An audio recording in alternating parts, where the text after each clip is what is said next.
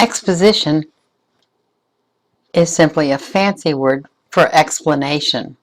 And with regard to writing, an expository essay is an explanatory essay. Expository essays explain something complicated or complex in a way that makes it more understandable for the readers.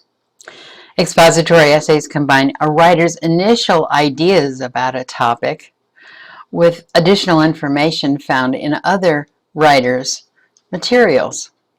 And because those other writers will be quoted in the essay, an expository essay always requires a works cited page that's included after the essay's conclusion. Because academic expository essays are packed with information, one has to develop a way of organizing that information within the essay so that it does make sense, makes things something more understandable. And there are a number of ways of organizing the information within an essay. We've already tried one of these patterns of development because we've written a narrative essay that also had features of description. That is one way of developing the information, organizing the information within an essay. Another way is to classify the information, to divide it into various groups based on some characteristic of the group. An alternative is a way of analyzing an essay by breaking it into component parts and talking about the parts. Comparison contrast essays organize the information in terms of what's alike and what's different among the two things being compared. And finally, a cause and effect essay organizes information in terms of what thing caused other things, or what result was caused by other things. And that's the kind of essay that we will be writing in this module. And because academic essays are packed with information that the writer assembles, it's important to review the process that one goes through in developing an essay through the process approach. And if you'll remember, we talked about the 4 elements of the writing process, the stages, the pre-writing, the drafting, the revision, and the editing stages. When you begin an essay, you start looking around for a topic, as indicated by the star here, that you would like to write about. And you may cast around, talk to other people, kick around some possible ideas. And you may also begin to explore what your feelings or attitudes or position or stance is about that particular topic. And all of that is the pre-writing phase. Pre-writing frequently slides into a subcomponent in outlining. Particularly in long essays, you need to outline the parts that you're going to develop in order to complete your essay. And then from the outlining, you move into the drafting phase of the essay. And in drafting, you begin to write the first version of your essay. And while you're drafting, you may frequently return repeatedly to a research component in which you go to discover additional information to support the points that you're wanting to make in your essay. And you may add them within the outline, or you may incorporate them within the draft. And as I said, that part becomes very recursive because you write, you discover you need some information, and you add that information in, and you write a little further, and then you discover that there's additional information that you may need, and you may have to go back based on that additional information and slightly modify that particular piece of your essay. And so the circle, the spiral, continues in that way. When you finally completed your first draft, you will set it aside for a day or two so that you can look at it again with fresh eyes as you read it to discover whether it needs to be revised, whether there's a better way of organizing the information that you have, whether there's a way to make it flow more smoothly, whether there are better words that you can describe something with, and whether You can make it flow better by using things like transitional words and phrases. And when you finally have it put together to your satisfaction at that level, it's time to move on to the editing or copy editing process.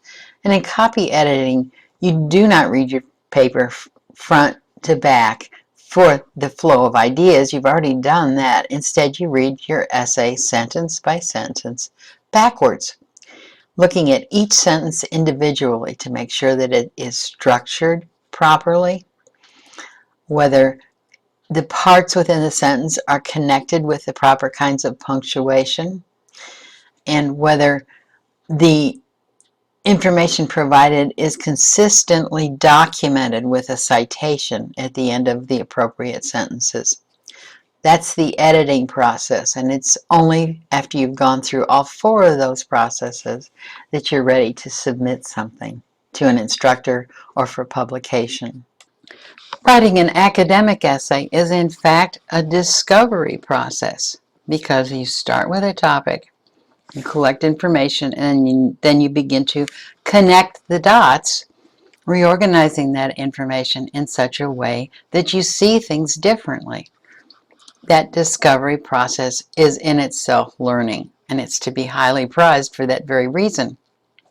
Throughout your college career, instructors will ask you to read this or that or something else, conduct certain discussions, conduct experiments, interview people, and then ask you to reassemble all that information in your own mind by writing an essay about it. That's the connecting the dots part.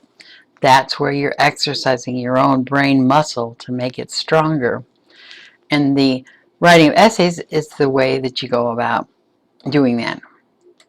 Expository essays, if you hear them read aloud, often sound like a lecture.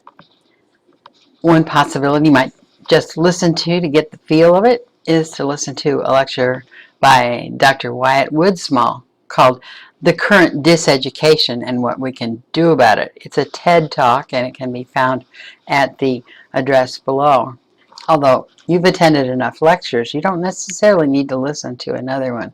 It does give you an idea about what exposition can sound like. Let's go back and talk a little bit about one method we've discussed for developing essays, and that is the power method of development. We've learned that a Power 1 sentence is usually your thesis statement, or in a smaller work, your topic sentence. And your Power 2 sentence or sentences are the main points you make about your Power 1 sentence. And Power 3 sentences and possibly Power 4 sentences are further details that explain the points that you're making about your Power 1 sentence or your thesis.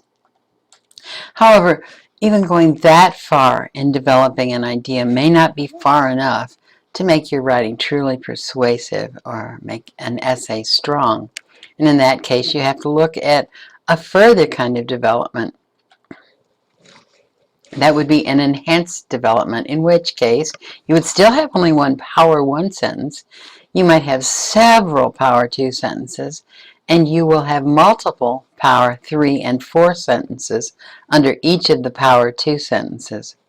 That accumulation of additional detail, the Power 3s and the Power 4s, is what makes writing strong and makes you as a writer seem more authoritative and more convincing. Sometimes when beginning writers are told that their essays are too thin, they decide that they will extend their essay by adding additional information at the end of the essay, and that's not the way to do it. The way to do it is better summarized by the illustration on the next page. You don't develop an essay by tacking on a thin tail at the end of what you've already said.